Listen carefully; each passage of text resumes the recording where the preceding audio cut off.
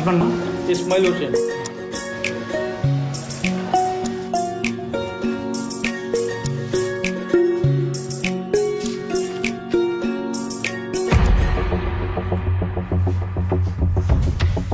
আপনার নাম?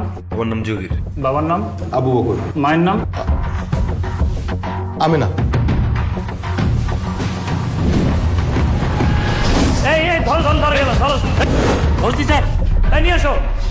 স্যার আমি ভুল করছি স্যার, আমার মাফ করে দেন স্যার। যা ব্যবস্থা নেওয়ার ম্যাজিস্ট্রেট সাহেব নেবেন। আপনাকে সাজা পেতেই হবে। ছদ্মপরিচয় ধারণের অপরাধে দোষী সাব্যস্ত হবেন যদি তিনি অন্য কোনো জীবিত বা মৃত বা কাল্পনিক ব্যক্তির ছদ্মপরিচয় ধারণ করে ভোট প্রদান করেন এবং ভোট প্রদানের জন্য ব্যালট পেপার চেয়ে থাকেন, তাহলে তিনি অনধিক 7 বছরের কারাদণ্ড, অনন্য 2 বছরের সশ্রম কারাদণ্ড এবং অর্থদণ্ডেও দণ্ডিত হবেন। জনস্বার্থে বাংলাদেশ নির্বাচন কমিশন।